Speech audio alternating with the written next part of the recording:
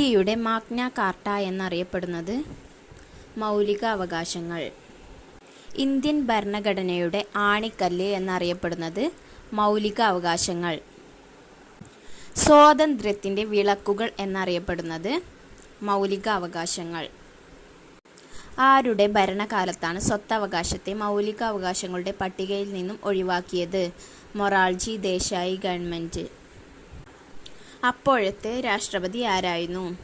നീലം സഞ്ജീവ റെഡ്ഡി. നിലവിൽ ഭരണഘടനയുടെ ഏതു ഭാഗത്താണ് സ്വത്തവകാശത്തെക്കുറിച്ച് പ്രതിപാദിക്കുന്നത്? 12-ാം ഭാഗത്ത്. സമത്വത്തിനുള്ള അവകാശം പ്രതിപാദിക്കുന്ന ആർട്ടിക്കിൾ ഏതൊക്കെയാണ്? 14 മുതൽ 18 വരെ. സ്വാതന്ത്ര്യത്തിനുള്ള അവകാശം പ്രതിപാദിക്കുന്ന ആർട്ടിക്കിൾ 19 മുതൽ 22 വരെ.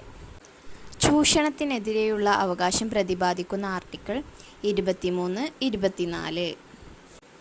മതസ്വാതന്ത്ര്യത്തിനുള്ള അവകാശം പ്രതിപാദിക്കുന്ന ആർട്ടിക്കിൾ 25 മുതൽ 28 വരെ. സാംസ്കാരികവും വിദ്യാഭ്യാസപരവുമായ അവകാശത്തെ 29 മുതൽ 30 വരെയുള്ള അനുച്ഛേദത്തിലാണ് ഉൾപ്പെടുത്തിയിട്ടുള്ളത്. ഭരണഘടനാപരമായ പ്രതിവിധിക്കുള്ള അവകാശത്തെക്കുറിച്ച് പറയുന്നത് ആർട്ടിക്കിൾ 32-ൽ. ഭരണഘടനയുടെ ഹൃദയം